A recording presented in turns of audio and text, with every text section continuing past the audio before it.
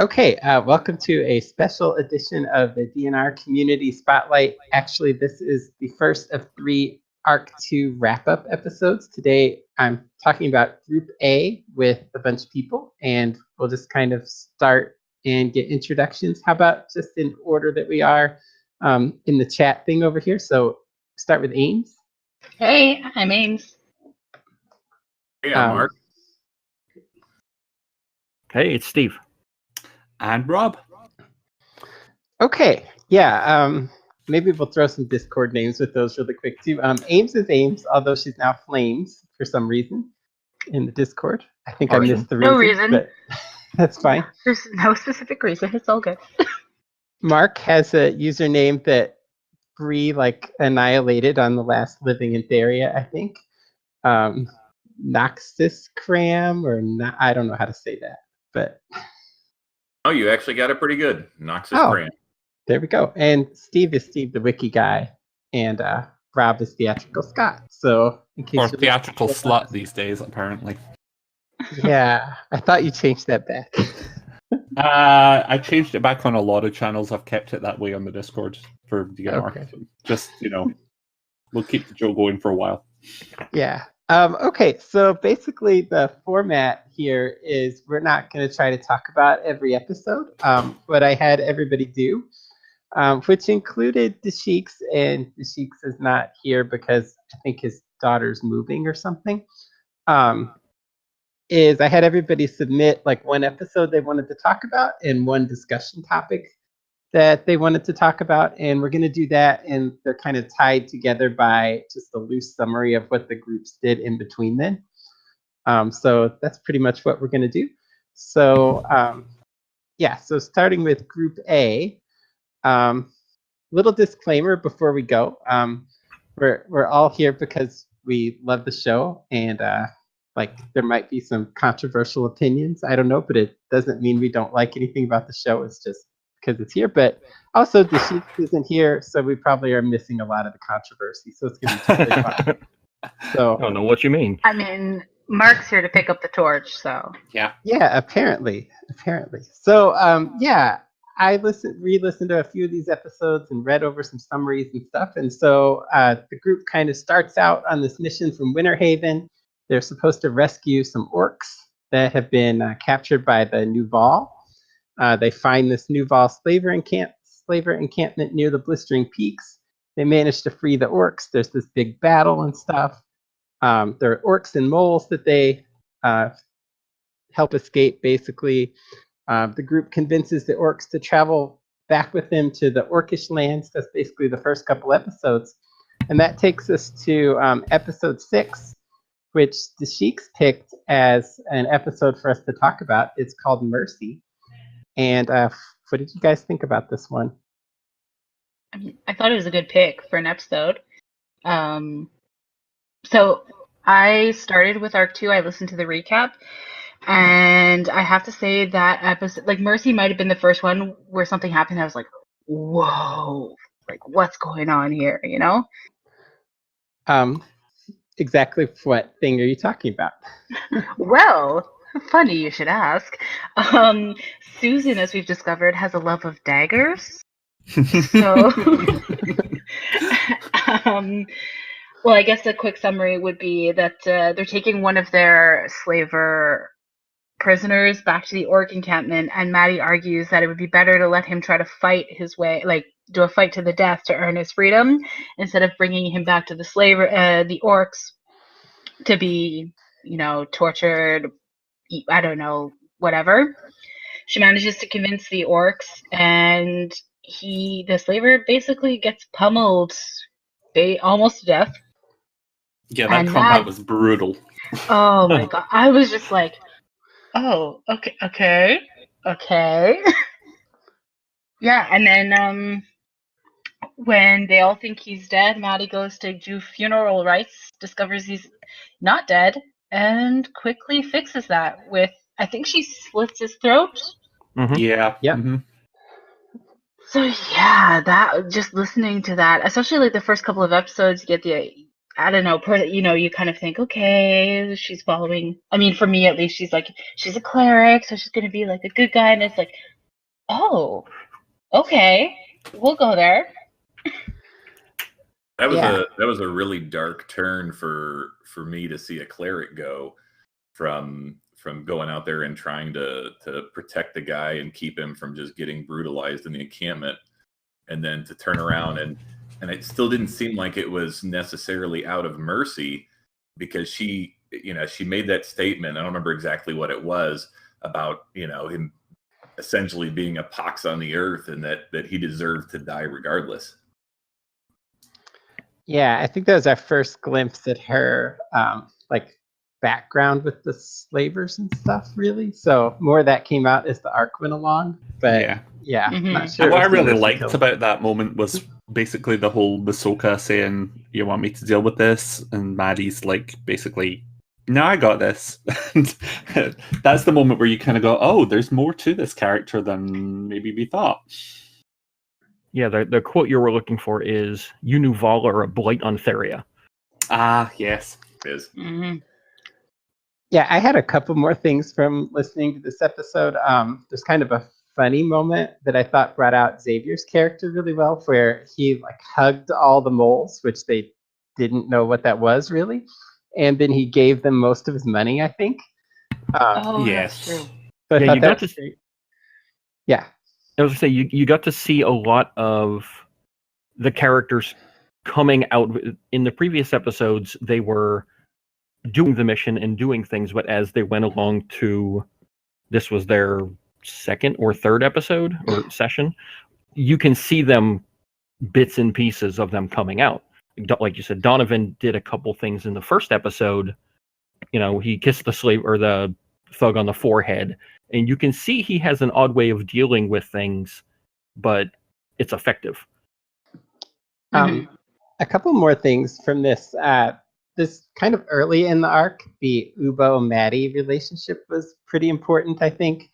It kind of got less as it went along, but there was a point where Maddie offered to use the chest cutting rock, which I thought was kind of funny. And then this was kind of Ubo-centric, right? Like he really wanted to get to take this slaver back. Like he wanted to get some like glory or like forgiveness from the orcs for whatever that he did before, and he thought taking the slaver back to them would be like a big deal. It didn't happen, but anyway. Anything else on this one? Trying to think. No, I don't think so. Yeah, I just had one more thing. There's a loose end from this one that I had forgotten about, which there was the letter that the Nuval wanted to capture Eladrin. So Oh, yeah. Well, Oh. they have a whole lot more to choose from now. So. Yeah. well, Their that was- chances just went way up. well, they True. were saying they were like really valuable because there weren't that many of them. So maybe their value went down recently. I know, we've broken the Eladrin market on Elara.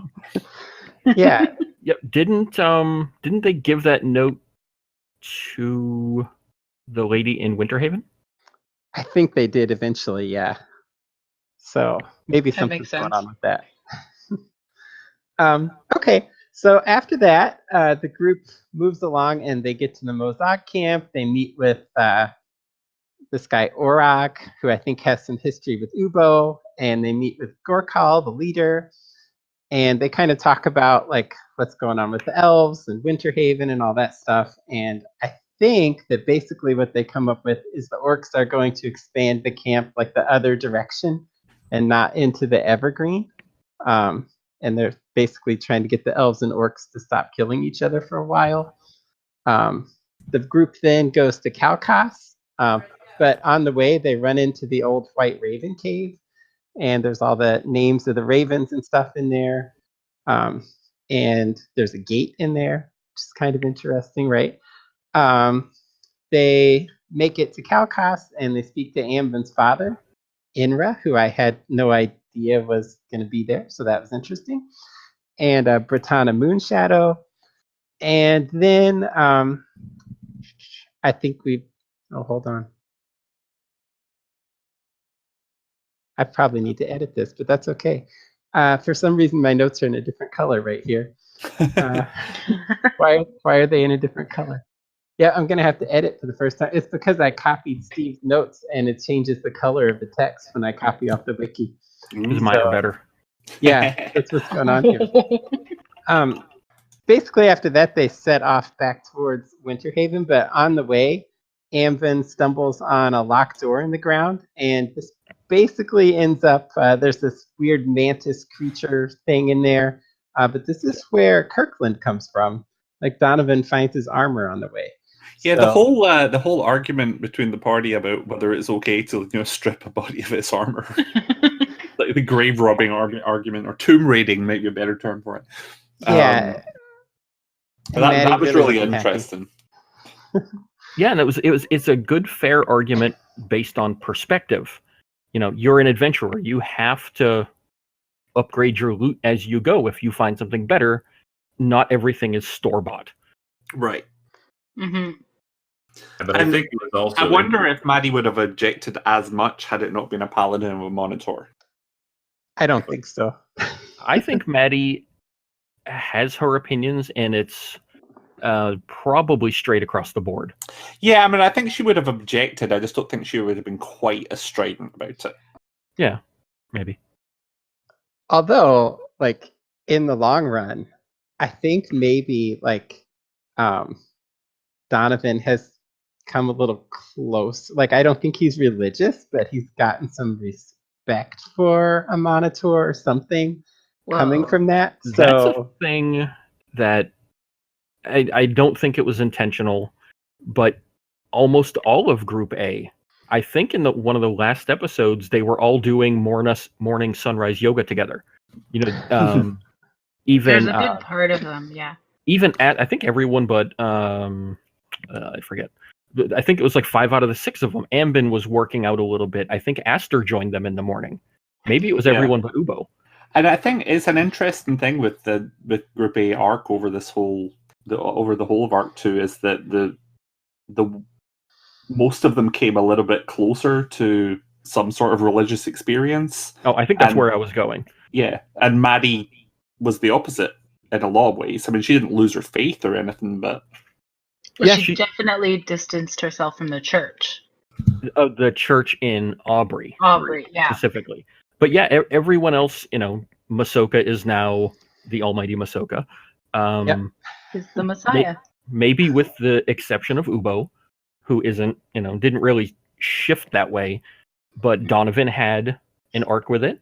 Everyone saw some kind of power or reflection, and I think even Maddie got a message. So everyone Right. got something that took them one step closer. Mm-hmm. well, and Ubo actually kind of did. It's just his experience was with a demon and not a god. So. It was almost running towards that direction because of, Yeah.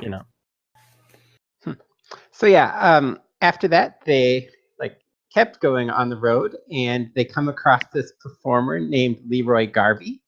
Who'd shown up before. He was on a Patreon content or something before, I think. He was, yeah. He was the one where they were running the bakery in, was it Lockford. Yeah. Mhm. And he was Yes. the one that they sent in to test the opposition's baked goods. Yeah, so Ubo and Masoka get talked into performing with him when they get to Winterhaven. So they travel with him and they get to Winterhaven, and the main thing that happens there is they secure a time and a place for the play. They also do some stuff by turning in their quests, basically, but they secure a time and place for the play, and Masoka finds this underground fighting ring, and he cheats, and Maddie didn't like that very much, so... That happened, and yeah. He was defending her honor, but she didn't seem to see it that way, I think. And it was Chad. Like, with a name like Chad, no offense to any of the Chads out there, but, like, come on. Why haven't you changed it yet? Yeah. It was interesting listening back to these at the Maddie Masoka relationship stuff kind of going on, and just checking in every 10 episodes or something on how their relationship is going. So I'm not totally clear where they are at the end of the arc. But Damn near engaged, I think. yeah. I think it was really interesting though to see that to see Mazoka go through that, where it's real easy to say, okay, you know what, I'm just going to follow the rules and try and win it this way and do the upstanding thing, but to see how he was able to justify that decision was fun from a character development standpoint and how he justified that. If you listen to the Group A arc, I went through for a different project, and you listen to just Group A, it flows really well and it makes a lot of sense the way they develop. Where at first Maddie is like, "Wow, you're a scumbag," and it is very gradual. And by the time they make it to Dern Hollow, she's joining him at the bar, and he's almost living clean. And he's not drinking, he's not carousing, he's not even looking for any of that because of her. So it's interesting to watch it throughout the arc. Yeah, I think I'd like to go back and listen to the whole arc, just Group A, because I think of all the groups, they probably suffered most from being a bit stop-start. They had long gaps between some of their episodes more often than the others, I think. I don't know quite how it fell that way, but I think that was maybe like I remember Group B having a couple of episodes almost back to back, and the flow of that from a week by week standpoint seemed to work a little better.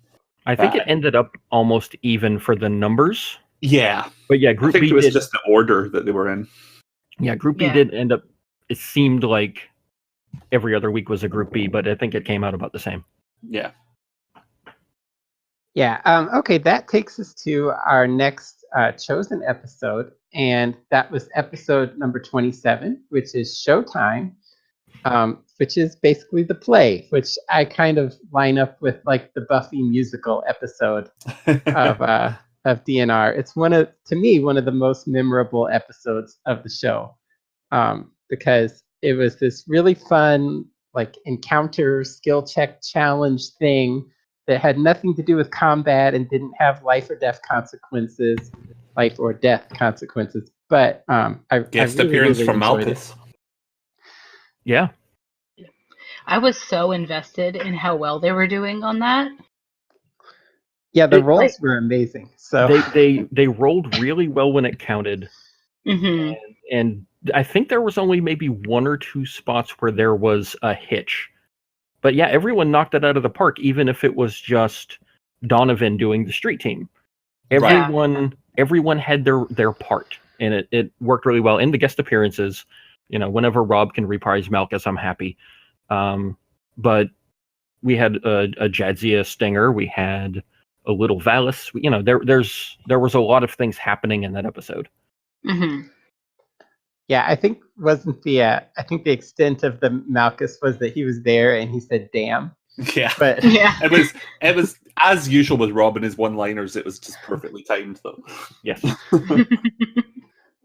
Yeah. Yet to me, this was like the signature episode for Group A, at least until we got late into the arc. That was their shining moment from early on, and that was the one that stood out for a long time. Yeah, I think some of the other groups it seemed like they were a little jealous of like, hey, they got to have a play and like we're dying in the divide or whatever. Like the divide. It didn't. They were in the divide fair for 17 weeks, so. Yeah.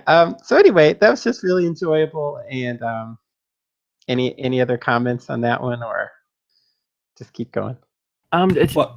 Oh, go ahead. No, go ahead, Rob. Oh, I was just going to say, I really wish they hadn't just basically left Leroy behind. not necessarily taken him with them, but it was like, all right, we've done the play, bye then. And then that was it. It's like, but he's out there somewhere. So, but think of the next time they go back, what Leroy might have written in the meantime, or that's true. He may have totally degraded and just turned into an alcoholic. But I doubt it. I like to think the next time someone goes to Winter Haven, Leroy is going to be trying to get back on top of his game because of that. the play was such a success that Leroy is now like the first advisor to Nathaniel. I don't know about that. That seems a little far fetched. Yeah. Okay. So after that, they have this set of jobs to choose from. And I didn't go back and try to remember what all of those were, but I know there was something with the dragon, I think, and the Minotaurs had some issues that they wanted checked out.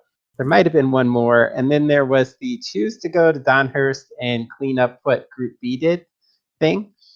And that's what they picked. So it really sets up like the rest of the arc. They're on the way to Donhurst.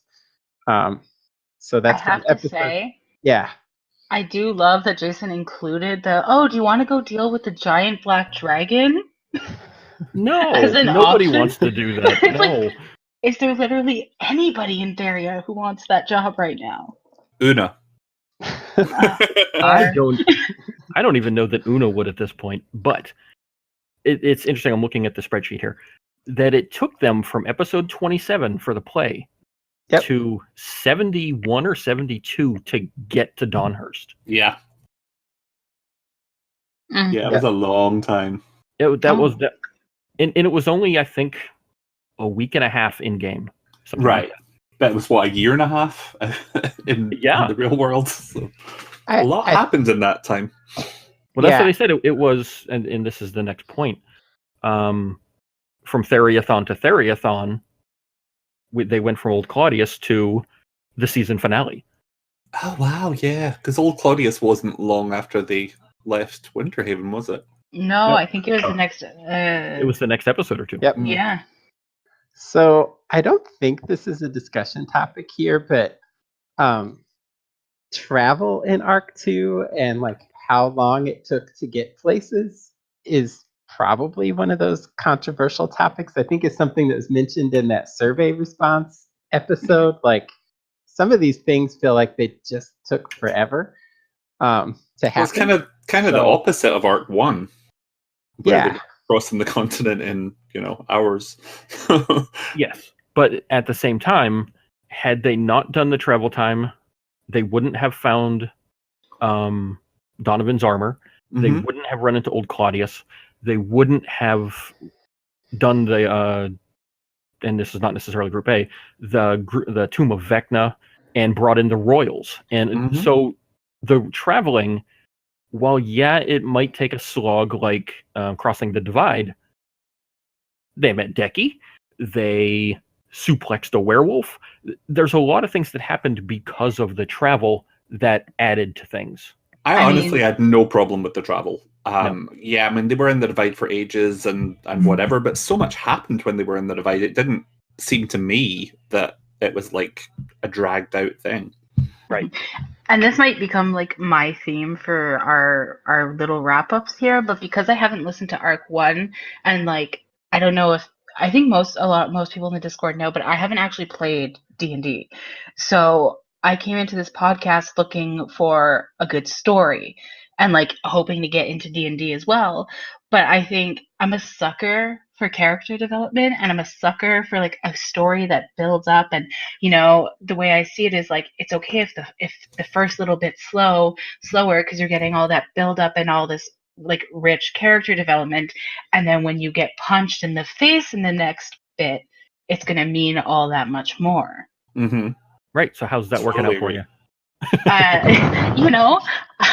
I'm discovering that Jason's really good at and like the cast as well is really good at doing that rich character development and build up while punching you in the face at the same time.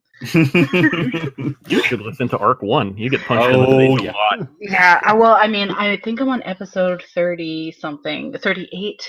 Oh, you're doing fine then. Yeah, I had to slow down for another project, but I'm going to pick back up soon. But, yeah. Okay. For me, travel, I felt like it almost turned in Arc 2 into a choose your own adventure, where it seemed like everything would click by right up until there was encounter, and the vast majority of the encounters ended up turning out to be fairly dangerous. If we didn't have travel, well, Calvin would still have both arms. Yeah. Right. So sometimes it wasn't just a story point. It seemed like at any point, that stop, as soon as the travel stopped, it was like, all right, is someone going to get hit with something? And like I think they joked about in some of these episodes coming up. It's okay. Well, do we turn around and go back to town to heal up again? Mm-hmm. And like, if it wasn't for travel, they wouldn't have run into that. I mean, I think it's coming up. It's one of the discussion topics with the slaver cart, and like a lot of it seems to me, Amvin and Donovan both went down in that fight, and that could have gone really badly, really quickly. Absolutely. Yeah. We will come back to some of this stuff. Sorry. We're going to keep going, and then we also have for future purposes, my chosen topic for Group C is combat in Theria, which is going to talk about like how super dangerous the combat is because of some of the rule changes and stuff. So that might be another one of those controversial ones, but we'll get to that. So this is actually Ames's episode. They left Winter Haven on this thing, and then we were on this mission, and it was Theriathon, and there's a bear. So Ames, why did you pick this one, and what did you want to talk about here? Okay, so when I first started listening, I caught up right like at Theriathon, I think. So not this year's, last year's Theriathon. So this was the first episode that I listened to like right after it came out. And I just I don't know, there's something about it. You still get some good character development even though you have combat. And I think it was interesting because that was the first live episode. Like, I didn't listen to it live, but recorded, you can still hear the cast and Jason commenting on what's going on in the chat. And I just thought, I tried to pick an episode that would relate to my topic discussion, which will come up later. But yeah, I re-listened to this one today on the bike trail, and it was interesting. I think they thought they were going to get more out of killing Claudius than they did in the end. They got a T-shirt. What more do you want? Well, and a meme. Yes, a long-running meme. yeah, At least a year. I had forgotten how much the bear weighed. Like, it's 7,000 pounds. 7,000 pounds.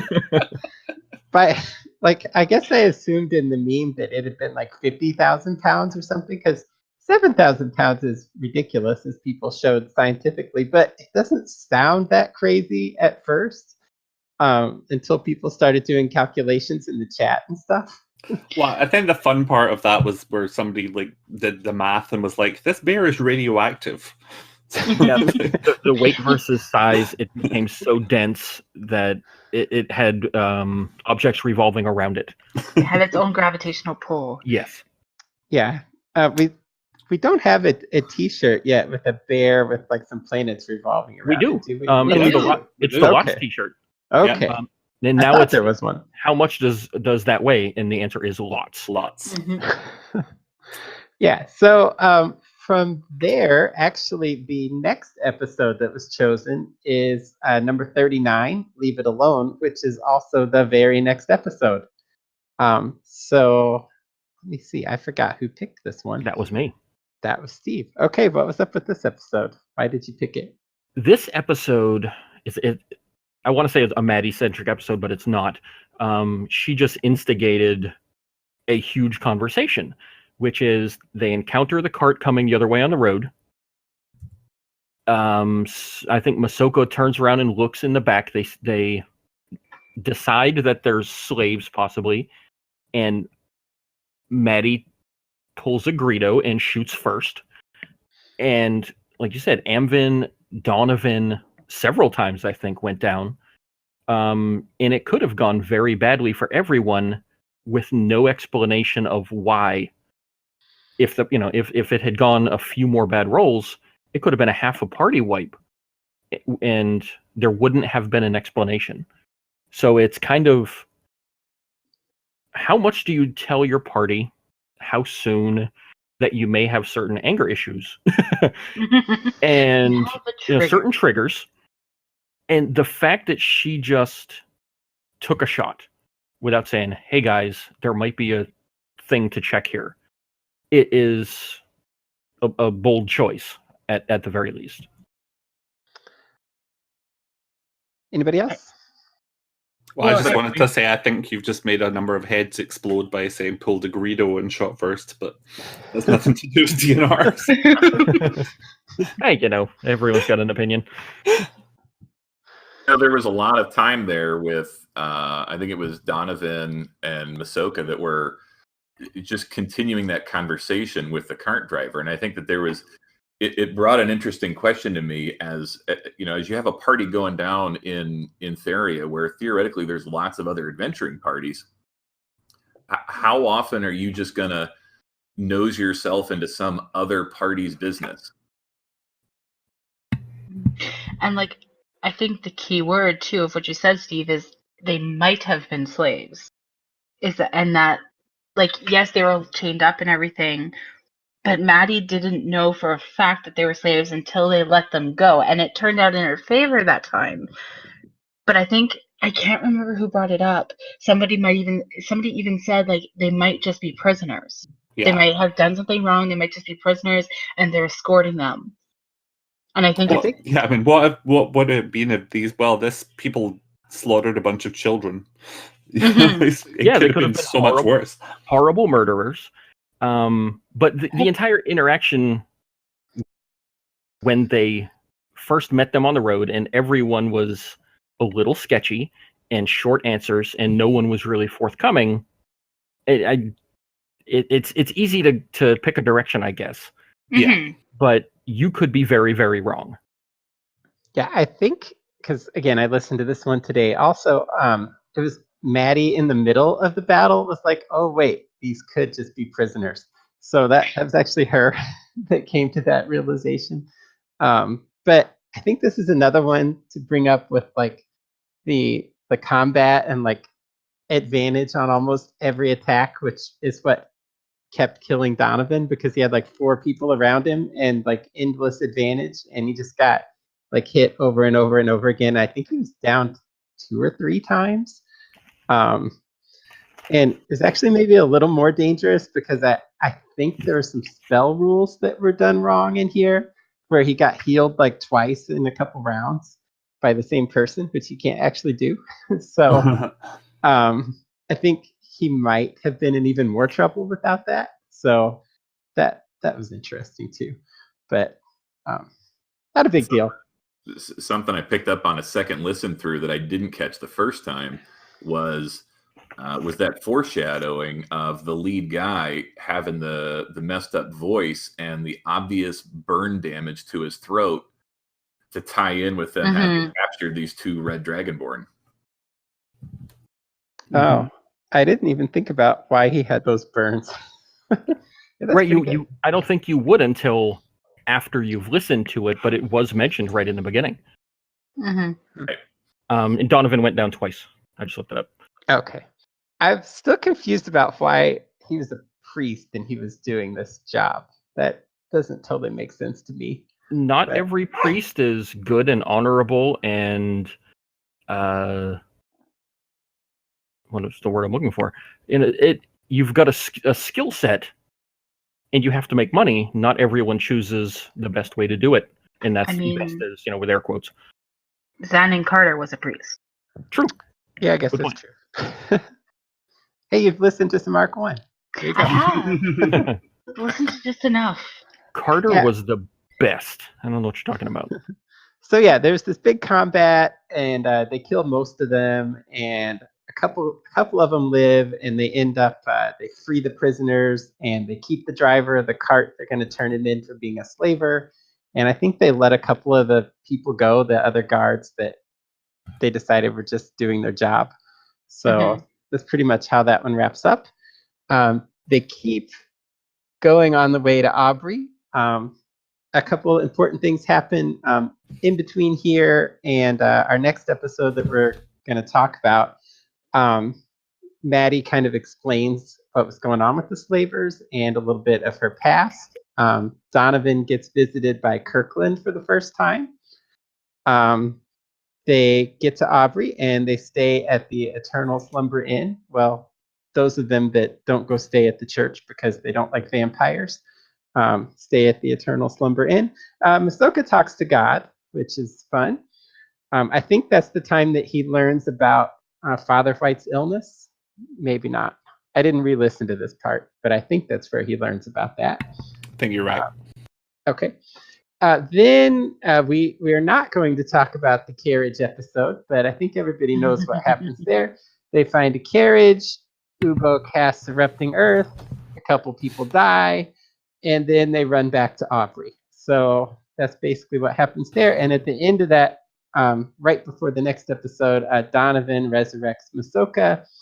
And as we learn later, pretty much Kirkland sacrificed himself to do that. So, and if I could just, yeah. Oh, sorry, just really quickly touch on the carriage episode. I think that's a good demonstration of what can go wrong when you don't talk to the party before you take a decision. Yeah, I mean, it seemed totally reasonable to me. Like, I thought it had something to do with vampires and stuff. I'm like, oh, there's some vampire in there, and he's just gonna like rock the thing and wake him up. Like, it's fine. It'll be fine. And I was not expecting the fire carriage bomb thing. It turned out to be a little more than a rock, and then Yeah, it wasn't great. It does come back around. It's like she said.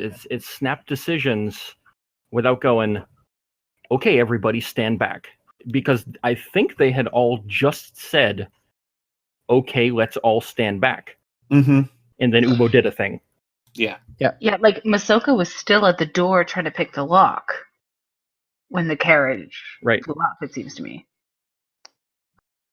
And it was a great again, this move is kind on of Rob's a part, big because it thing, really but encompassed I think the that's one of growing frustration and impatience that Ubo had been feeling with the journey taking so long and the time in Aubrey. For sure. And I mean, it made perfect sense character wise, and it's really been.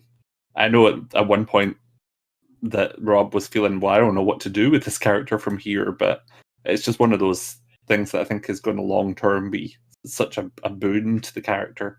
Mm-hmm. But I'll go back to, that was a travel thing. Had they not been doing the travel rules, they wouldn't have stopped to do a perception to even find the cart.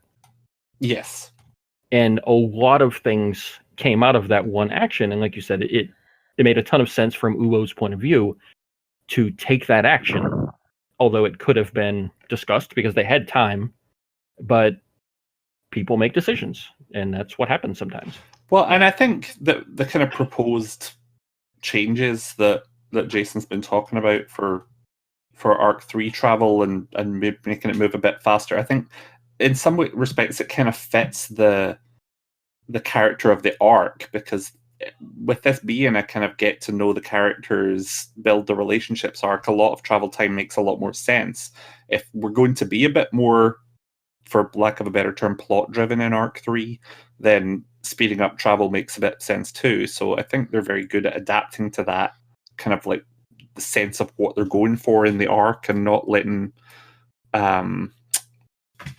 rule details derail not just the plot, but the kind of form of the arc that they're going for. Yeah. Right. Go ahead. All right. Well, I wasn't responding to that directly, so if you want to do that, I have another quick point, but you can go ahead first. No, I was going to say roughly the same thing, and I lost my train of thought, so go for it. Okay. Another thing that, just re-listening to these, that this kind of brought out was, I think there was some feedback, like somewhere in Arc 2, that like players were being super safe. And I think like Susan and Rob are two players that like to take chances and mix things up a little bit. And I think that's what's led to the last few of these episodes that we've been talking about. So, and it's going to happen later on too. So I think, yeah. I think you're right in that. And I think it was actually late in Arc 1 that there may have been a discussion of, don't hold back on a decision because you're afraid of the meta of it. So more of the players are basing things on, well, this is what my character would do. I apologize in advance. Here we go. I Mhm. think it got talked about a little in one of the end of the month roundtable discussions that, hey, if this had been some of the ARC 1 groups, that they would have been sitting in front of that carriage 3 days later still trying to plan it out. And Right. one of Oh the man. one of the things that I mulled over a lot was trying to figure out, all right, why is there a carriage there in the first place? Was it just a trap? And the thing that I came to that I could come to was, if either the animals pulling it had died or something, and no one's going to put a fancy suit of armor in a bomb for a booby trap. If you're setting a trap, you don't put anything in there unless you want someone to be able to see it. So I felt like it was just that they whoever was moving with the carriage originally wasn't able to continue transporting it, and then set the trap so that they could come back to get it. Not that it was just this random, malicious trap sitting out in the world. It was really more of a protection case. Yeah, that was my feeling about it. That they for whatever reason they couldn't take their armor with them when they left the carriage for, and maybe it was the Countess and it was daytime, or there was some good reason behind it. But yeah, it certainly seemed to me like it was a protection trap rather than a booby trap kind of thing. I have different thoughts, but I don't think that's where we're going next. We can cover that on a different thing. Okay. The next thing that we have is Rob's episode, which is episode 57, Make It Right, which I think is maybe one of the most future Etheria relevant episodes we could possibly talk about. So we shall find out, yeah. Go for it. Well, I mean, this is the one where after Masoka's been brought back by Donovan at the end of the previous episode, we deal with blood magic to bring back Amvin, much against the wishes of most of the rest of the party after that discussion, but certainly Clarissa. Certainly Maddie, who Clarissa ignores and goes ahead with Ubo to summon our good friend Darmok, which I know everyone thought was a fix, and I kind of did too at the time. It's like, yeah, of course it was Darmok, but I trust Jason. If he says it was just one of the options on the table that happened to be rolled, then that's fair enough. And it couldn't have turned out better, because I think everyone really probably enjoyed hearing that voice again, if enjoyed is the right word. I was going to say enjoyed is a strong word. But yeah, so we have. I think my question is, in what world do you make Darmok 8 on a D10? When the list is 1 through 9 Darmok and 10 someone else. I think in fairness, 8, 9, and 10 were Darmok. I think that he did say that there were 3 or 4 possible outcomes from the D10 list. So. Yeah, because you have to assume that not every demon lord in the demon pantheon is going to respond. Like, not all of them would be interested in bringing somebody back. Mm-hmm. Or available, or whatever. Or available, yeah. So, One thing I do want to note from this, and it only caught it the second time around, it may mean absolutely nothing, or it could be really important, was that Darmok's exact words about bringing Amvin back were, I can bring him back exactly as you remember him. And that word remember just jumped out at me the second time through. And I was like, oh, so you're not bringing Amvin back, you're bringing back their memory of Amvin? So I wonder if there's something going on behind the scenes there that will come out later. We'll see. It could be absolutely nothing, and I'm reading too much into a conspiracy theory there. That could get as murky as the Eladrin bubble. Yeah. Yeah. Well, and plus, there's so much unknown here because we don't know what Clarissa actually agreed to. I don't think even Clarissa knows exactly what Clarissa agreed to. There was a lot of options on the table, and she just said yes. Mm-hmm. So that was, I mean, we were going to talk about character death with this one, and that one was Amvin's was the one that felt most satisfying to me with him coming back. That one was the one where there's like, okay, there is a heavy price being paid here. We don't know what it is yet, but this is going to come back to bite them. I didn't mind so much Masoka being brought back because it felt like there was a price there too, because we had sort of developed that relationship with Kirkland. And so losing both Kirkland and that kind of path, that potential storyline for Donovan that there was definitely a cost there. So even though both of them came back, and that felt maybe a touch contrived because it was so quickly after. I mean, it was certainly devastating, but it was devastating for a relatively short time. But I will both argue of those had a cost to it. I will argue for the short term, it's the same as using the bell. Mm-hmm. Someone died, someone was very, very emotional, and that emotional person used the one option they had. Yeah. In terms of the morals and ethics of it, I think there's virtually no difference there. So, and not to get into ahead of time that conversation about resurrection, it was interesting to see the contrast in how Amvin came back, and Jason was very clear that he felt great, he felt rested, that everything was good to go except that his clothes looked like they'd been through a bomb. Meanwhile, you had Masoka and Donovan, and they're wiped and getting all of the standard penalties for the next few days worth of their stuff as they recover. Mm-hmm. Just showing the difference between resurrection from if you want to say a godly perspective versus a demonic perspective, and just knowing that it's lurking out there, that there's some kind of payment that's still going to be collected. Yeah, that's going to be a big thing. Now, not to get into talking about Group B particularly, but it's where the other character deaths were. Larg's first resurrection didn't have the same kind of feel of cost to it to me, because yes, for Larg it did because Ellen died, but as the audience we really hadn't gotten to know Ellen that well, so she was to me kind of a discardable character at that point, so that one felt a bit cheaper. And this is, I think, sorry, I mean we can get into the resurrection character death later, but I think Larg's is the one that I'm going to be willing to fight for, just because. Okay.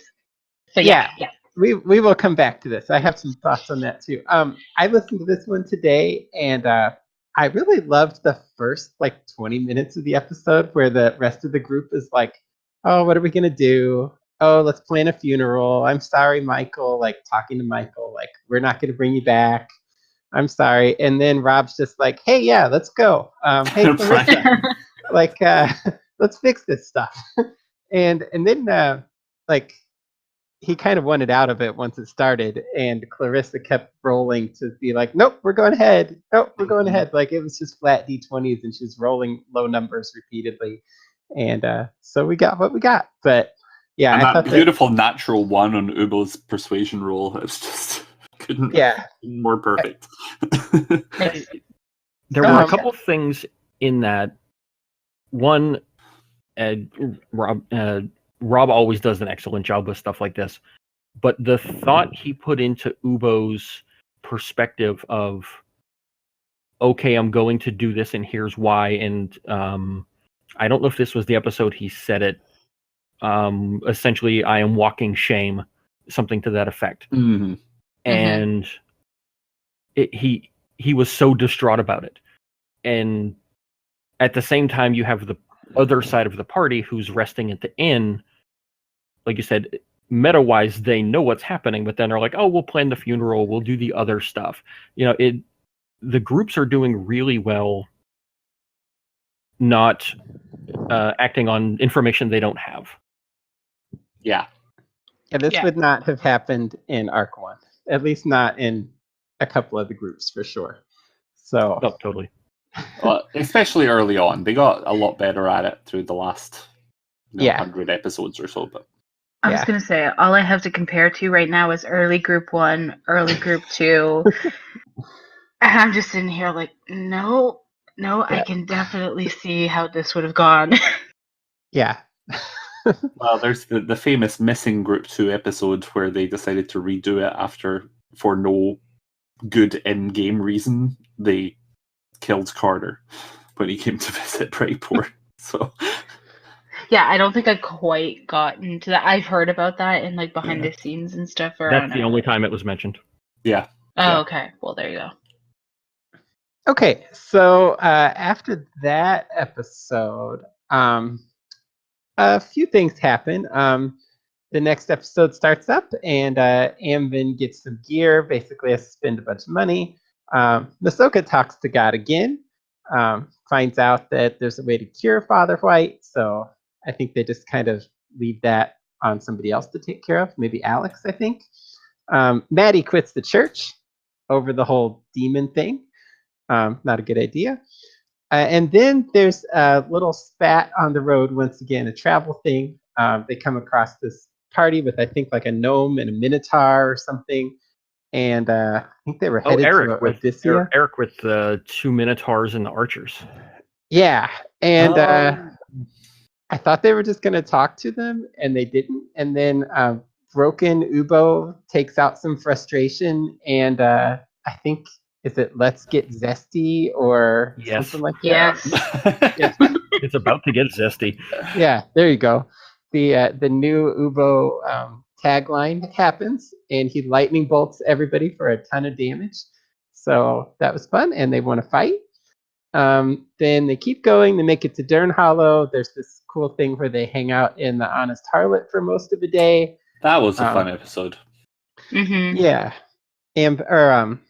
Donovan spreads a bunch of gold around. They get to meet Thorol's kid. They get some supplies, I think a bunch of potions and stuff. Spoilers, Dave. Yeah. Sorry. What? They head for the Divide, and they roll really great stuff for the Divide, and they just burn through most of it in one episode. I think they made like 3 rolls or something. And then Anvin senses a magical presence off the road, and that is the end of that. And our last episode we're going to talk about is the finale.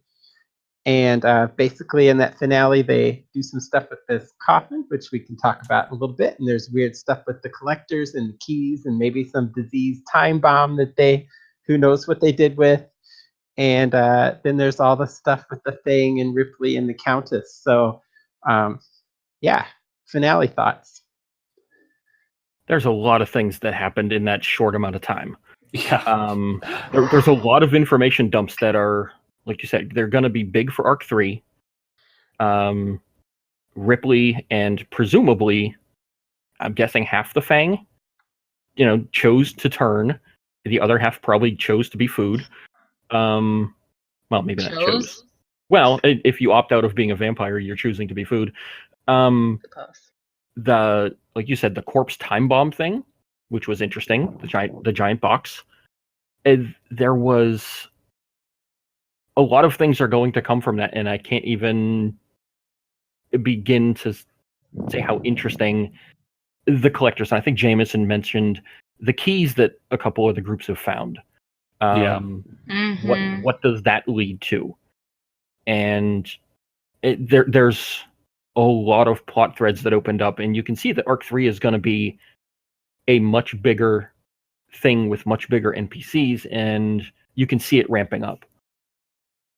Just because I'm not sure of a couple of things, and you guys probably remember, like the Fang was working for the Black Hand, right? Mm-hmm. Yeah. Is that still happening, or are they just like sold out to the Countess now? Did they always have a vampire thing going on? That's what I was going to say. Is like, do we know for a fact that Ripley was not already a vampire? I believe they attacked Braylon in Dern Hollow in the middle of the day. It was in Lockfort. Oh yeah. I think the fight at the fountain happened in the middle of the day, where. But Therian vampires can be out in the day as long as they're covered up and stuff. So I think it was this just happened. I think they went with the closest. They allied with the closest, biggest threat. The vibe that I got from the discussion with Ripley was that it was a new development. I guess it did sort of seem that way.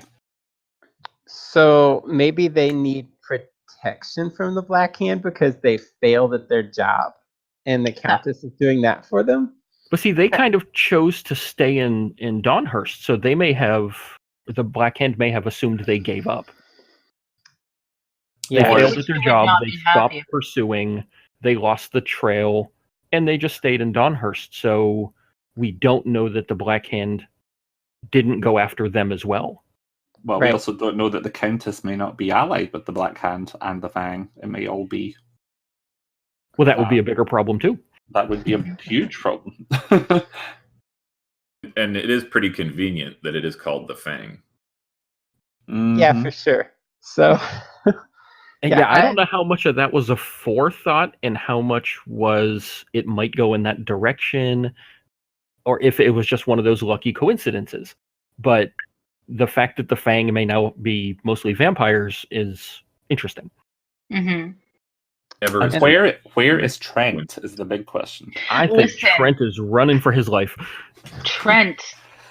I did not realize I had such strong feelings about Trent until I realized we did not know if he made it out of that closet or not. I think he's still there. I don't want to believe that because that How means long's he's it been in dead, game? Rob. How long's it been in game since I Group B think left him there's- there? At Let me see least if I can 2 find it. weeks between the two of them. Give me a minute. yeah, so while Steve is looking that up, Jason mentioned like secret, we haven't met yet member of the Fang that is supposed to be super douchey, I think was the word that he used. Mhm. Any theories on that? I think Steve had one the other day. I did. Yeah. The- I threw out a random thought that it could be Duncan, but I don't think it is. That was a joke. So, No, the only one that I thought fit the bill was Braylon's brother, because he got punched off the boat and we don't know what happened to him. That would fit.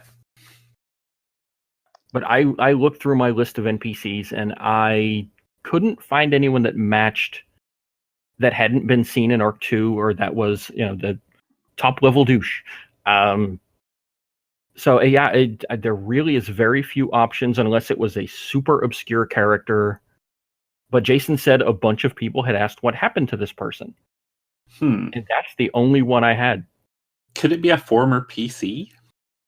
I don't think Jason would take a former PC and make it an I don't NPC. think Jason would, but I think if the idea came up and he discussed it with the player, and if it maybe was a player that's still on the show. I mean, I don't think it'd be out of the question if like maybe even a former player, like for example, one that came on and did a character chat not that long ago, gave them permission to like, yeah, you can do this with my character. That's fine. Like Fee, for example. He does kind of sketchy stuff. Seraph's pretty douchey. I know he's tied up in Esther. But, we kind of know where he is, though. Yeah, but that doesn't mean he couldn't be. He's the kind of character that can be running things from a distance. I I guess. think he is kind of the opposite of douchey, as far as He was pretty smooth. what I've seen. Yeah. Yeah. Okay. Well, I don't know if Steve, did you find the thing you were looking for at the time? Not really, because I Okay. don't have the full calendar. Yeah, I don't think it's been that long is the answer. So I mean, you can live for how long without water? Water, 3 days. 3 days? Yeah. So it's probably been 3 to more than 5. 3 days. Yeah, I think it's been more than Yeah, I feel like it's been at least a couple of weeks because not Group B hasn't passed that much time. It seems to me, like Group B was there early on in the arc, and Group A got there at the end of their arc. I think they said there were like, what did they say? It's like 4 or 5 weeks since the Donhurst thing happened when Group A got there.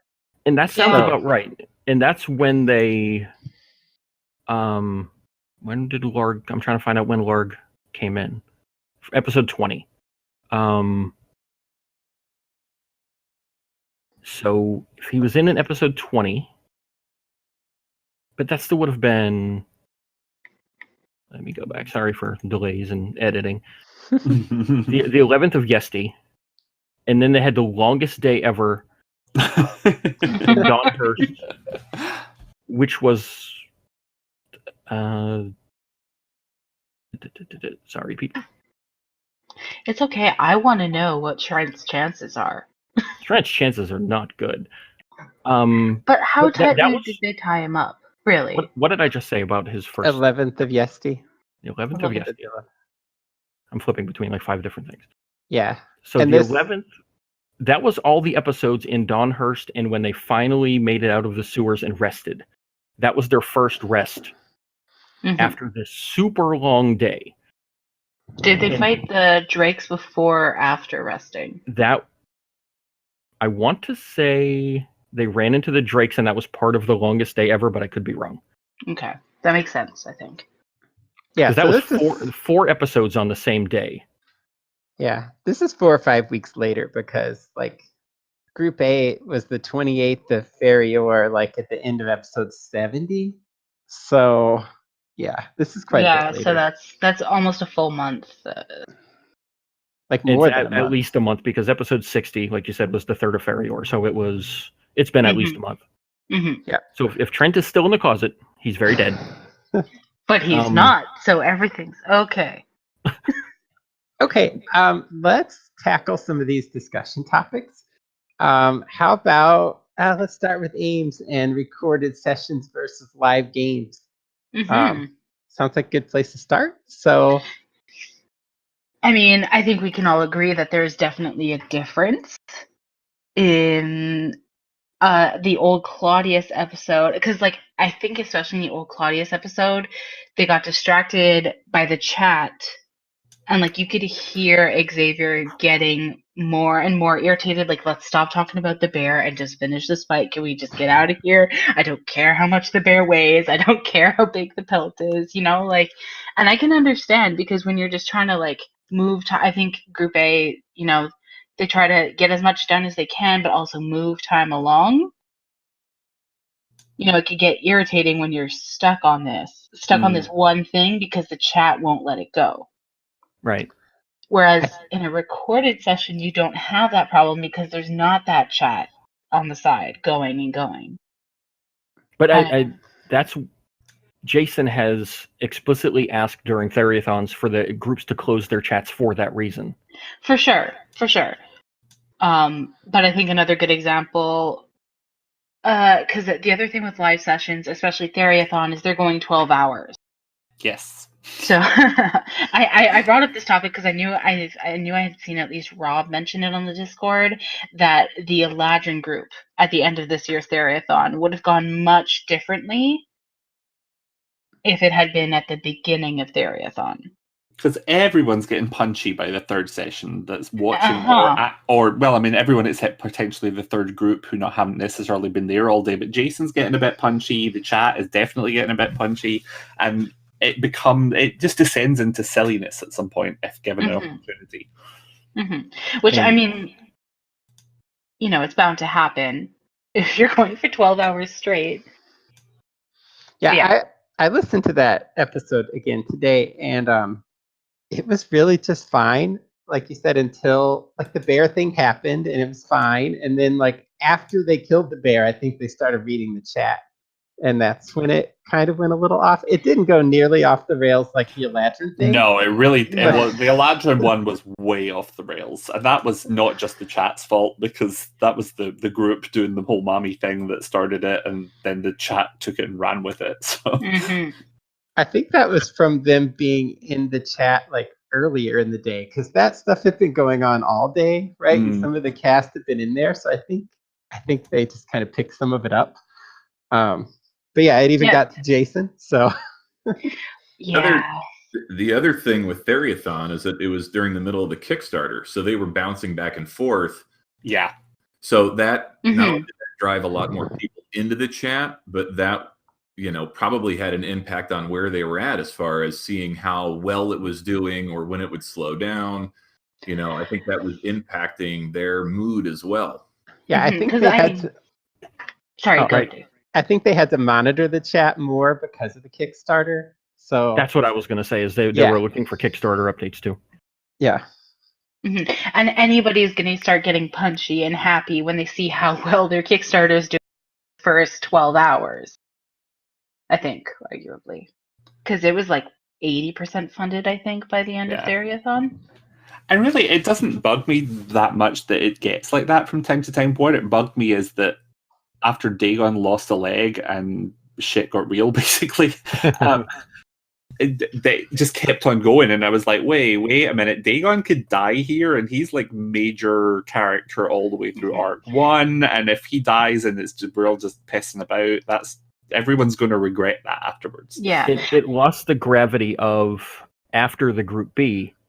You know, everyone in the chat, everyone on the cast, everyone who had listened to that Group B was broken down by that point. And Yeah. I don't know how much of that you can sustain. Right. I mean, everyone needed to cut loose at that point. The Group B one was so emotional. Mhm. So there were so many factors involved in that. For sure. But Yeah. I will say this about live games, live versus recorded. I'll bring up the Dragon Con game from last year, episode 46. Mm-hmm. Mhm. That was super fun. It was high energy, but because you got the live crowd, but that's more live than playing live on Twitch or playing live on whatever. But it does add something because you do get the immediate reaction. Mhm. And it's different from a Twitch stream because in a Twitch stream, everybody is talking and going and answering this person and, oh, let's keep that joke going. And whereas in a live game, we're not all sitting there whispering to each other, oh, make him say mommy, yeah, mommy would be good, you know? So And the yeah. one at DragonCon was really interesting because I think even a lot of the crowd were anticipating it being kind of an epic, slightly more serious thing. But just the overall mood of the room turned that, and it became a really fun experience. But I don't think it was what Jason was expecting. I don't think it was what... Oh, I think it at went least- sideways hard, but at least paid half off. the room weren't accepting it, but it really paid off. I mean, and that's, they're all so good, not just Jason, but the people that were up on stage there. They took it and ran with it, and they barely missed a beat. So Mhm. I think that happened solely because of Abby's dice roll, though. Like, because the combat became like super easy once the dice roll didn't bring the dragon back. right, if the Um, dragon had come back, then that could have taken a turn for Yeah. sure. Yeah. Because they were having an easy time with the Order of the Scale, but then, and then on top of it, the dragon's not coming back. I think for a lot of the fans, at least, the tension was gone. It's because it's like, okay, this fight is going well. None of the Grimnesses are gonna die. It's okay. But by that stage, we'd already hit Zabumafu and Skeletal Reach around, so it kind of turned a bit silly earlier than that. Yeah. But On the side of, like, I love the Theriathon stuff. I don't think the Group B would have been the same if we weren't. I mean, like, it was amazing anyway, but being there and all watching it together was like an Mhm. experience you couldn't get any other way. So No, I think it that's was- kind of neat. Well, let me ask you a different thing. Do you think it would have had the impact on the players?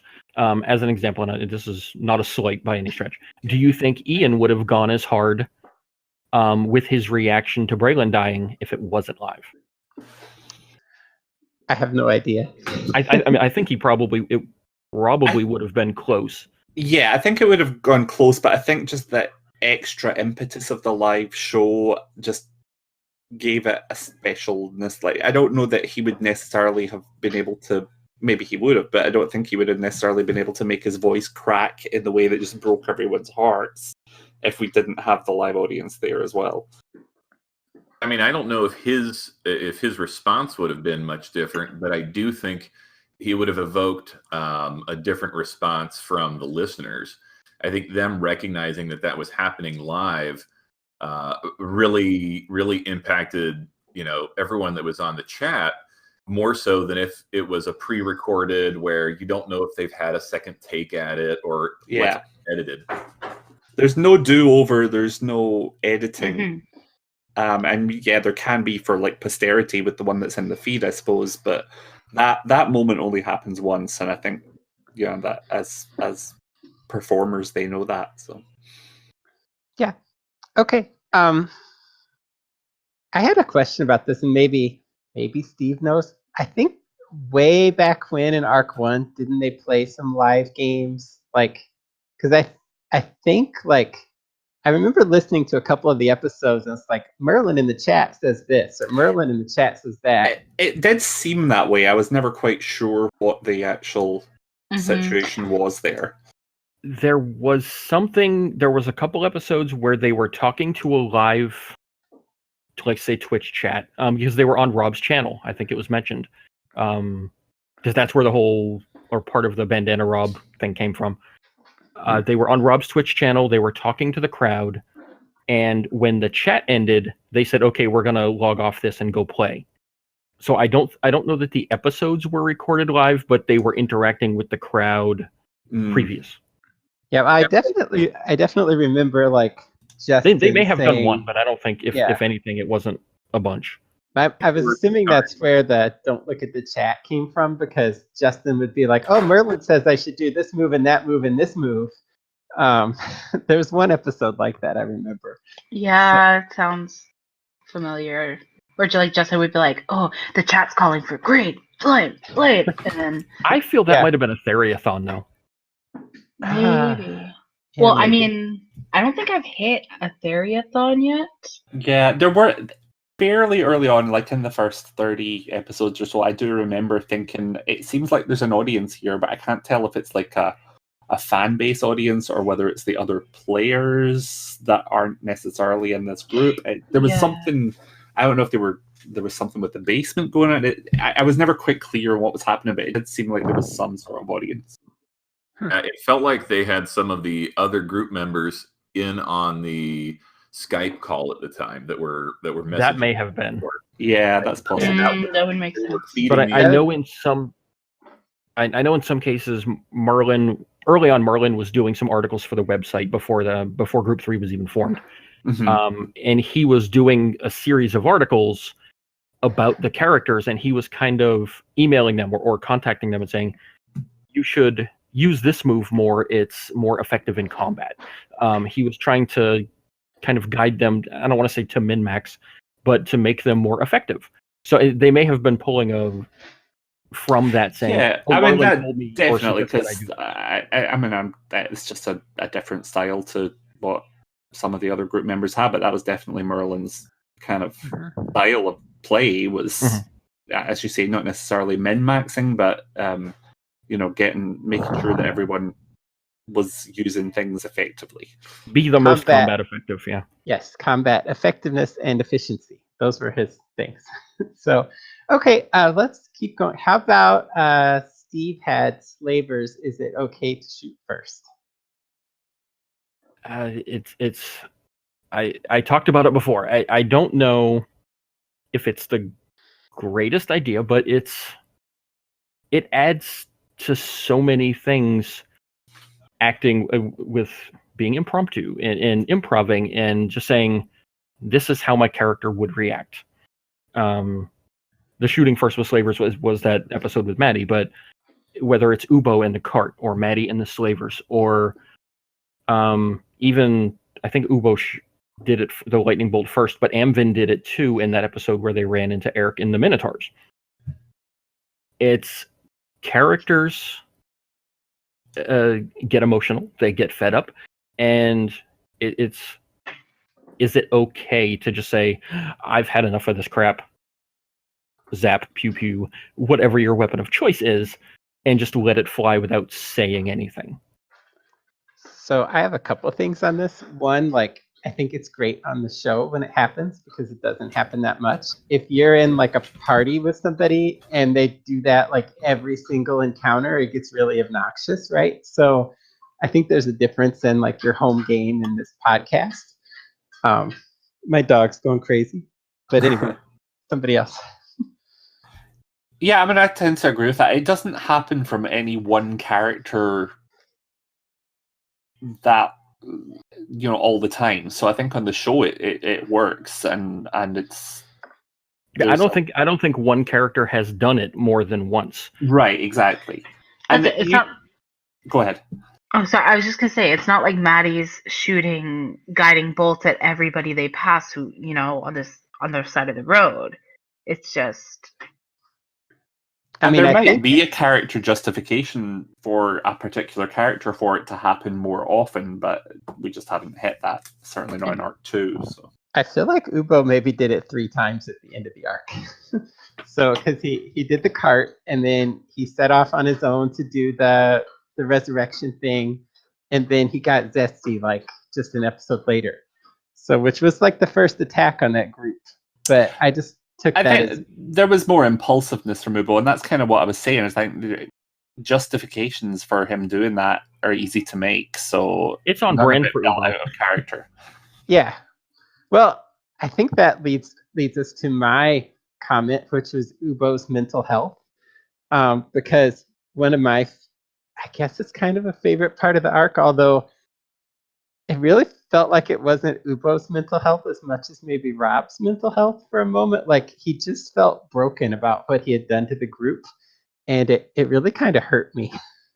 So, because like he felt like he didn't know how to play the character anymore. I thought he was going to retire Ubo at the end of one of those episodes.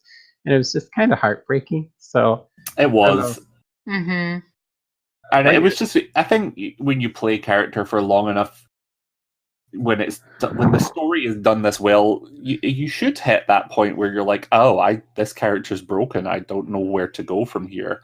But you need time to sit back and think about what the next move is, and it's great that it came towards the end of a session, because if that had happened at the beginning of a session, that could have been a horrendous time for Rob to try and work through. And I think Rob had said previous that sometimes playing Ubo is more of a challenge than he's used to, because he is a natural speaker and he plays charisma-based characters for a reason, and Ubo is more of a challenge with that. When you do something like the cart and you affect other people's characters in that big of a thing, it can change the way you want to play or the way you perceive your own character. And I think Ubo was a little broken. Yeah, but it's good that they had that break between episodes for Rob to kind of sort that out. And I think, no doubt Rob was a little broken too, because when you kill 2 of your party members, you got to feel crappy about that. So yeah, being a conscientious group member, you don't want to ruin someone else's character, and we didn't know they were coming back. Right. That was the thing Rob talked about back in Arc 1, was like the pact of being a good party member, or like, this is what it means to be in a D&D group. I have to go along with this stuff. I have to follow these rules, basically. And like he had trouble with why Malchus was sticking with the party for a while. So I think he thinks about a lot of this stuff. Yeah. Okay. I think every time something got piled on top of Ubo, I was waiting to see whether or not he was actually going to be able to internalize it and move forward, or if the next scene was going to be him trekking up to the top of a mountain by himself and potentially throwing himself off it. Yep. Yeah, if Maddie can't help him justify or reason out why he should stay, that's a huge potential. And now him not even knowing what the pact was. But Ubo had that scene with Clarissa where they sorted out their stuff, and he's like, if anything ever happens, I'm going to be the first one back in this town. So it's still going to affect the character as long as he's a character. But he didn't get his closure that he needed. No. And I wonder how much... Sorry. And I wonder how much the fallout from all of this is going to affect his decisions come Arc 3. Because now they're walking up to the Countess's manor or whatever. And she's a vampire, and Ubo is well known for not liking vampires. But the last time he just lashed out when he thought there was vampires, like we said, he killed 2 of his party members. And Maddie's told him now, you make that up by protecting the 2 of them, and you make sure that nothing happens to them. So I think it's going to lead to some really interesting character development for him, to see how he reacts now when he's in a situation where maybe he wants to attack, but he has to stop and think, well, what's this going to do to the rest of the party? Didn't that carriage actually have the Countess's arms on it? Mm-hmm. Yes. Yeah, I believe so. Maybe even the armor that Masoka got out of there, wasn't it basically her armor? So if they're walking up to that door, that was one of my thoughts, is what's going to happen when she sees this guy wearing her armor? And I think Susan or someone mentioned that. Yep, they did. But now I'll go into what I had mentioned before, if I have alternate theories of that, if we have time for it. I don't know that it was the Countess's armor, because there was the guy in Aubrey who Artemis told them about, who had ordered the armor, or who had brought him the armor to complete. I think the cart was either a payment or a test, where the Countess was testing someone to make sure they had the ability she needed to do a thing. If they could get in and get the armor, they could have the armor. It's also a way that if it was a payment, it could be in there, and only a certain level of rogue is going to get into that to get that armor. That's a really interesting idea. I hadn't thought about it from that point. Mm-hmm. Because why else would you? Why would you even have that much alchemist fire around you to leave it in a cart in case your cart breaks down? That makes no sense whatsoever. It could be that there was no way, like, a rogue even could open it. Like, the skill check would be super high or something, and maybe it took like a knock scroll or something that she had given to somebody.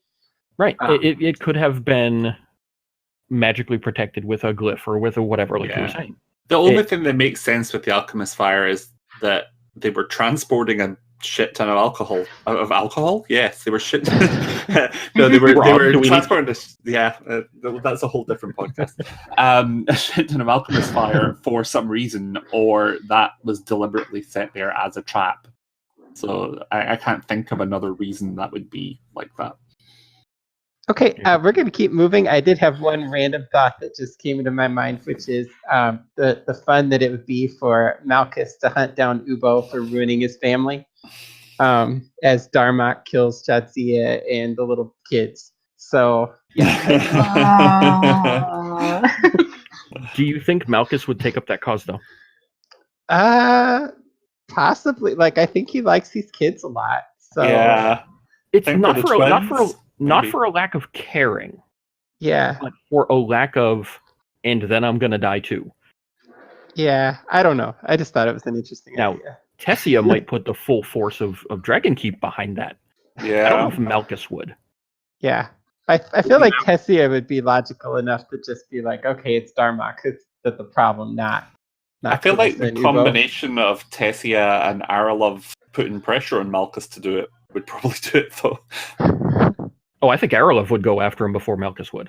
Oh, yeah, but I think Aralov would put pressure on Malchus to join her, and maybe that would work. Well, they're hanging out together right now, as far as we know. So, and maybe really close to Jadzia. So who knows? They might be there when something happens. Okay, we got two of these left. One was the Sheiks' topic, which is group missions. So we aren't 100% sure where he was going with this, but I think it has to do with just like the difference in the groups that had a clear mission versus the ones that didn't. So we're talking about Group A, and I think Group A had missions like all throughout the arc. It's like you're going to deal with the orcs, and then you're going to go to Donhurst, and that's pretty much it. That's their whole arc. They had like clear missions. Yeah, Group A were never directionless. In this whole time that I can think of, it was more like a kind of Baldur's Gate thing of like they had their main mission and then they had their side missions that came up along the way. Yeah. Even Group C, where they weren't necessarily hired to do a mission, they did have objectives. Yeah. I feel like. Oh, go ahead. I was just gonna say, I feel like Group B had the most sit downs to be like, okay, we need to clarify. Wrong group. What our objective is, because I'm like a couple of times I re-listened to a few episodes, and a couple of times they're like, I'm a little unclear of what we're trying to do right now. You know, before they left Durnhollow. Before they left Durnhollow the first time, you know, they had to sit down and be like, hey, we're leaving Durnhollow, where are we going? Okay. And then they came back to Durnhollow, and then before they leave Durnhollow the second time, it's like, is this still the plan? Like, has anything changed? So... because they were picking between, like, Callie's Curse, Calden's Arm, Braylon's Memories. All these things were just reactions to stuff besides Callie's Curse, which they never did anything about. And then I think finally that attack by the Black Hands assassins or whatever set them on their mission. Like, okay, it's got to be the Black Hand because we're not going to be allowed to do anything else. But until then, yeah. Yeah, and like that's it. And at one point, Kelly even has a moment with Calden where she's like, "Do you even want your arm back? Like, Right. I've been concentrating on this. I've been trying to find the ingredients. Like, is it even worth me taking the time? Because if not, we've got a mile-long list of stuff we could be doing." I was really surprised that didn't take more of a front row position. That that all of a sudden it was like, okay, well, you know what? I'll just get by with it. I'll just carry around this really heavy lump of ice that looks like an arm, and we'll get by right up until the point where I have to do strength checks. But we are talking about a group that their entire arc was what, 33 days worth. Mhm. You know, it was Mhm. That's pretty close, and that's what I was going to say. Is they have the shortest run time, shortest game time of any of the groups. And arguably the most plot threads of all of the groups. I mean, things just kept on happening that would, the lack of focus doesn't surprise me because they had so much to choose from. Right, and So- everything was urgent. Yeah. You So know, I and- think the arm would have been a bigger deal if it mattered mechanically, like at all. Like I'm not 100% sure Jason would do the mechanics of that the same way if he had another shot at it. Because like you could have said that messes up some of his like spell motions that he had to make, and maybe he needs to take time to relearn how to do that. That could have been really interesting, actually. Mhm. yeah, anything with a semantic component, Right. to immediately lose those spells temporarily. I think that would have totally changed the direction. yeah, but then it becomes how much is too much before it destroys the character. But also, how much would it have driven getting Calden's arm back as the force behind that group? So it's a difficult balancing act. Because personally, I didn't notice a huge change. Like, you'd have to think that losing an arm would change a person. Mhm. And I didn't notice a huge change in Keldon's character. Like, sometimes it's easy to forget he's missing an arm until somebody makes a joke about it. Or until something happens where he needs the arm. But And I think otherwise, it's the difference between balancing in-game and out-of-game time, because in-game it hasn't been long at all, but it's been how long? A year and a half, 2 years since it happened. So for Ian and the rest of the group, it's like that was a long time ago. You lost that arm, and it's what, 30 days? Did we say? mhm. Yeah, it's been maybe- at which time a person is going to be really struggling to adjust. But it's really hard to play that out over that long of a period and keep it fresh as this is a traumatic event that just happened. For sure. Yeah, and I believe that he actually lost that in Group B's second episode. It was, like yeah. episode 8. Mhm. It was way back. And I think they mentioned it a few episodes later where, he was doing something, waving the stump around. And it's only been like 3 days. The same episode, by the way, which is one of my favorite parts of Arc 2, was Braylon's disguises for Callie and Elena, which Yeah. I thought was just wonderful. completely meaningless disguises that were totally botched. Yeah. So if anyone wants to hear about Group B, we're recording Group B on July Sorry. 24th. No, it's Sorry. fine. We have Sidetrack.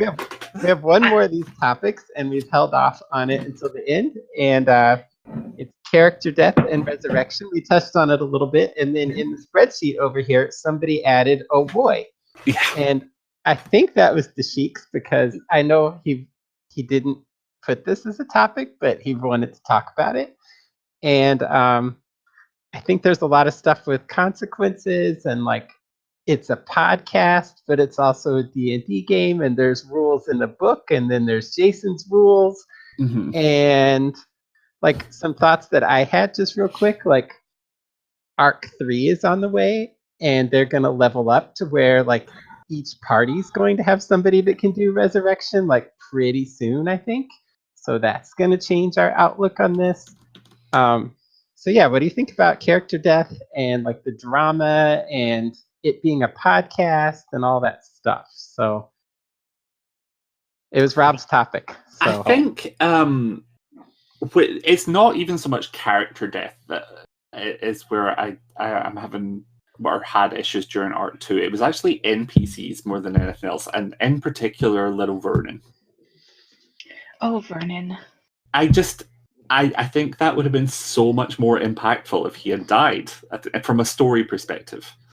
And when Callie rolled that one and fell out of the wagon and landed in her head or whatever, I was like, that should have been the moment where it was like, okay, that was your shot at saving the kid. And that one kind of like really bugged me for a while. The character deaths, particularly on Group A, I think we kind of covered earlier on. I think you can justify those, and they played out pretty emotionally satisfactorily for me. And I think we also have to bear in mind that with other dice rolls, that could have gone in a completely different direction. In Arc 2 as a whole, the resurrection dice rolls for the party went really well. So I think it's a little short-sighted to say that like having character resurrection like removes drama from the show, because there's resurrection but it's hard to do, you get all this other drama, like this Darmok thing is going to be crazy. Absolutely. That never would have happened. So And Vecna, it's yeah, that was based on a resurrection. We don't even know what's going to happen with that yet, because I think a lot of people are assuming, well, Vecna's there, they're going to get to resurrect Braylon and Larg, but they might only be able to resurrect one. They might not be able to resurrect either, even if they do get to resurrect one, who says they get a choice? Because oh gosh, what's Arathis? Arathis has already visited Larg the first time that he died. And who's to say that Vecna might not be like, okay, well, we've chosen the Paladin as our champion. Sorry, Kalden, you don't get Braylon back. Oh, God, that would be so heart-wrenching. And I don't think anybody can argue that that's not going to be... that's going to remove... Nobody can argue that that's going to remove drama, because that's just going to... I think... Well, what about the drama for Larg in a case like that? You've been brought back from the dead twice in a matter of days. That's... The burden of that is got to be huge. And 2 other people have paid the price for that. Yeah. And Larg was the number one person against ever using that bell. Right. Mm-hmm. Hey, Mark. Yeah. And what Mark about resurrection? Well, I think that one of the things that was surprising to me as a listener was that you had these meaningful scenes where somebody died, and then typically either that episode or the next episode, every single time they got back up. And yes, there was a price, but I don't take it the same way when an NPC pays that price, because I think about it from the perspective, if I walk down the street and here's someone that I kind of know, what's the likelihood that they're actually going to put their life on the line to bring me back when I'm dead as a PC? So like the Helen one that we talked about earlier, or Ellen with Larg, that one, it felt soft because we lost an NPC. It was meaningful in Larg's backstory, but it was an NPC. So you could make the argument that they're somewhat disposable to start with, but it doesn't have the punch. And what I miss is the idea that resurrection, it takes a piece away from the caster and from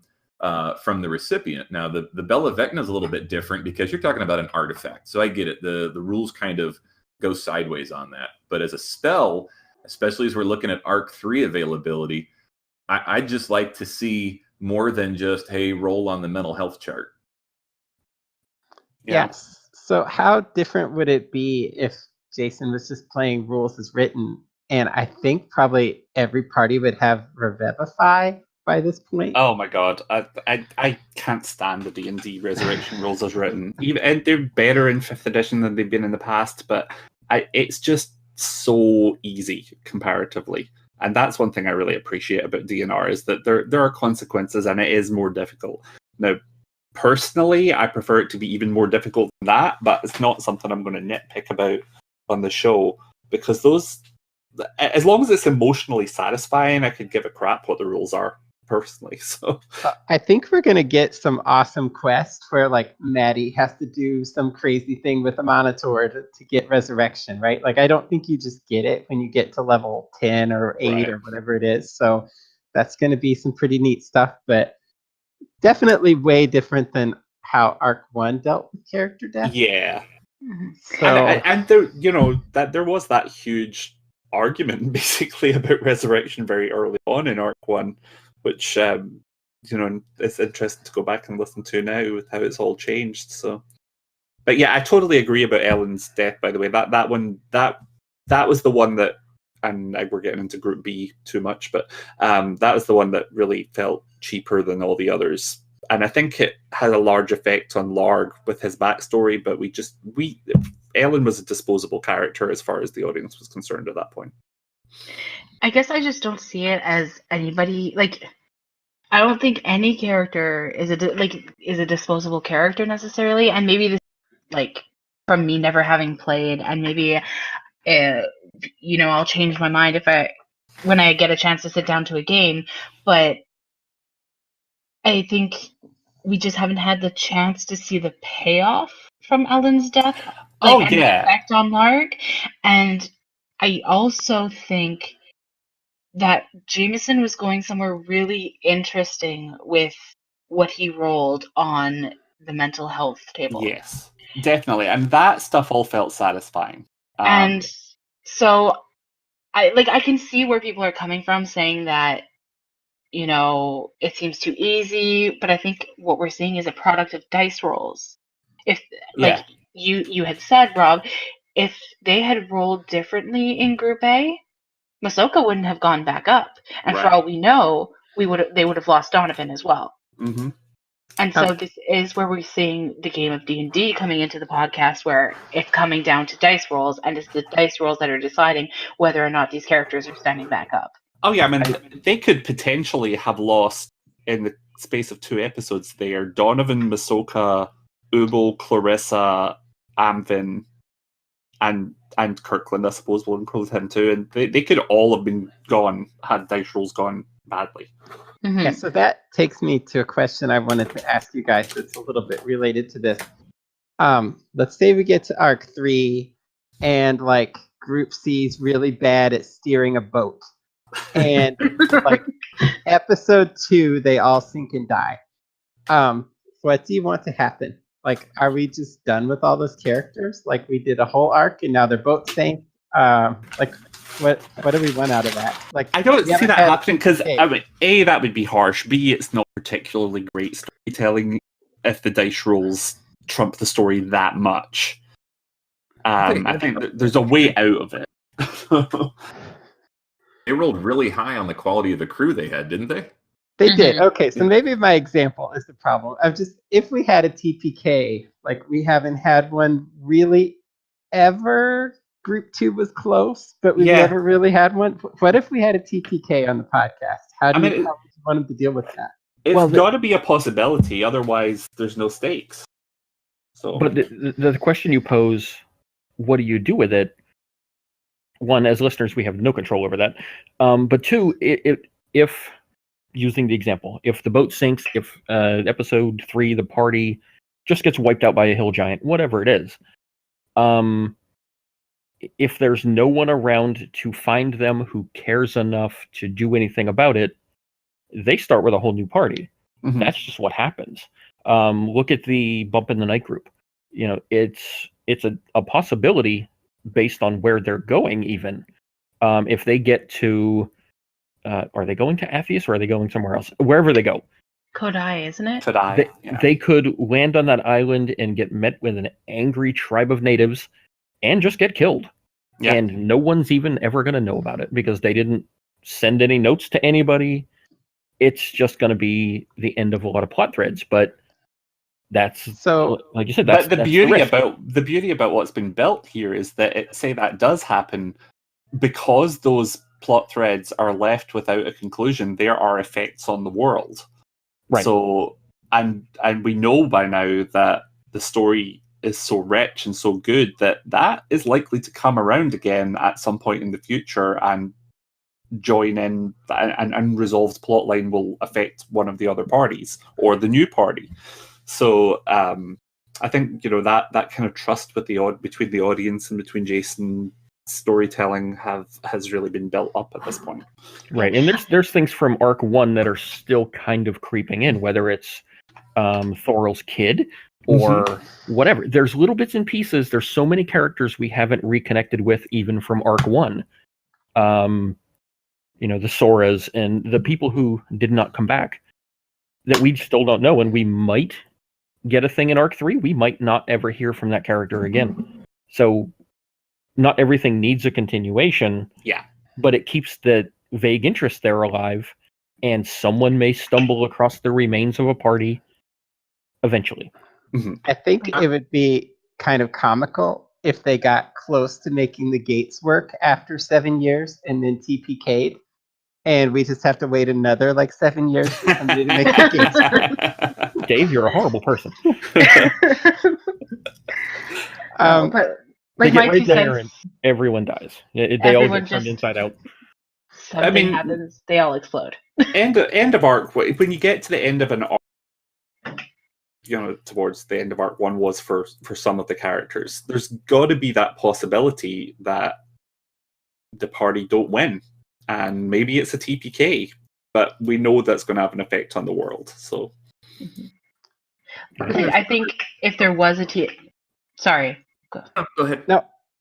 I was just going to say, I think if there was a TPK that the cast, whatever group it happened to, they're all good enough to come back for it. It would be rough. So rough. But Jason would turn it into something that, we wouldn't see the end of it. Well, right there, so if there's that makes ways... sense. Yeah, there's ways that people deal with this in home games, and I guess that's what I was like. Would you want to see Therian Underworld adventure with that party, or do you just want them to be gone? I guess that's kind of what I was thinking. If you're looking at something like that, if say the boat sank early on in Arc 3, we know because Jason said it before, there are mer people on Theria. I think there's a perfect opportunity there to explore a new culture that we haven't seen before. I think it would be interesting if they TPK'd and played another party, and then we found out 5 years later that they were trapped in some secret underworld thing and came back for a one shot or something. That would be fun. I had another comment, but it has to do with Group C because we were talking about that. So we'll wait on that. It has to do with the gates, but we'll come back to that in August. Anybody got final thoughts? I think we're pretty much done. So, I'm sure the resurrection topic will be brought back up because when we do Group B, I think they had the most opportunity. Granted, Larg has had multiple, and by August we still won't know what's happening because Dragon Con's end of the month. So, yeah, I think we're going to revisit that one probably on every group. But yeah, I don't... Group B, I think, because Group C is the only group that didn't have. True. And they had people leave, but they didn't have anyone die. No, that's it. I think I need to count, but one thing I realized going through this today was Group A had, at least the ones we picked, there was a lot of combat. I think I listened to 4 or 5 combats just re-listening to these 6 episodes. I think Group C only had 2 combats in the whole arc. Yeah. So Group C, and we'll get to it in September, I guess. August. Had the most... I don't know what month it is. It's fine. I don't even know what day it is. Yeah. Group C, I think, was the most adventure-y group. They did dungeon crawls. They did a lot of side quests. They had diseases. They've had a lot of things going on. But they didn't necessarily have... I'm trying to think of it. They had the one combat where Marek almost died 6 times with the Gnolls. But they had very few combats, yeah. They were like the hack and slash traditional party that managed to talk their way out of everything. Yeah, Clara was a big proponent of talking the way out. Okay. The thing I think I'm left with Group A is that there are so many moments I can pick out of Arc 2 with Group A that are memorable and that I loved. And the play episode still as a single episode sticks out in my mind a whole lot. But I think it's kind of, for me, as a perfect encapsulation of Arc 2, is that the thing that sticks with me most from Group A are the characters rather than the events.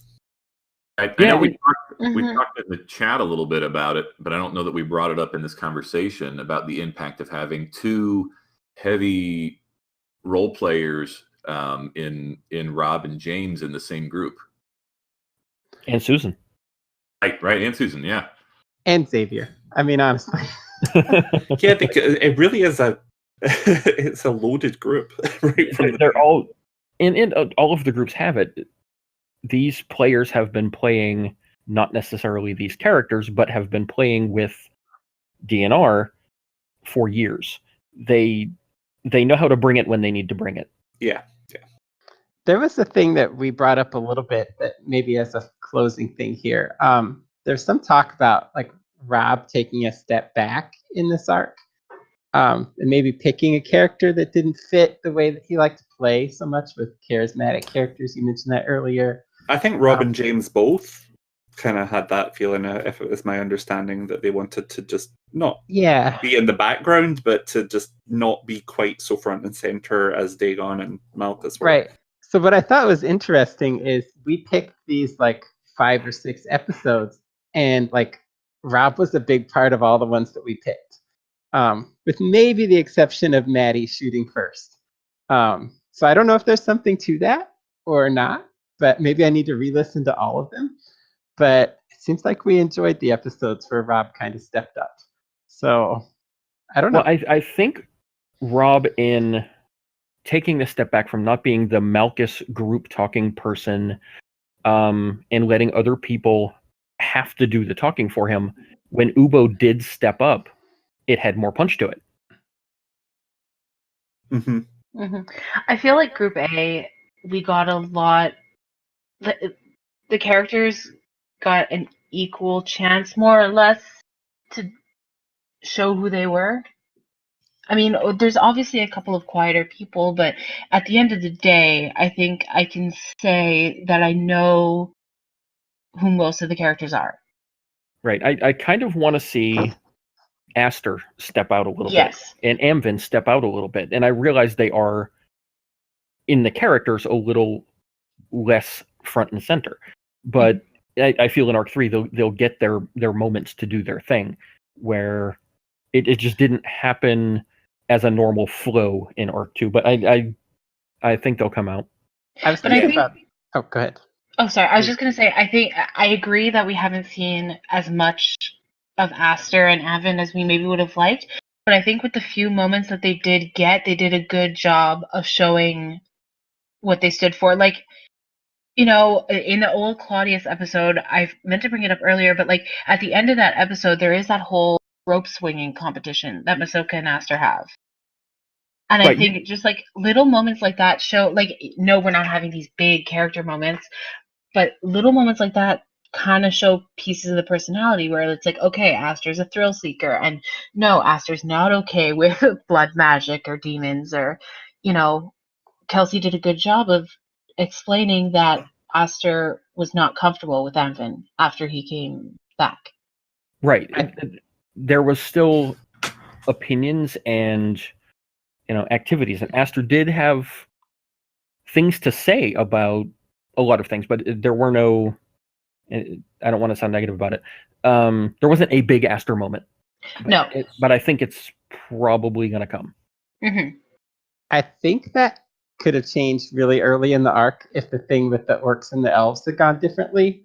Aster might have been a lot bigger part of how that went, but it just didn't go that way.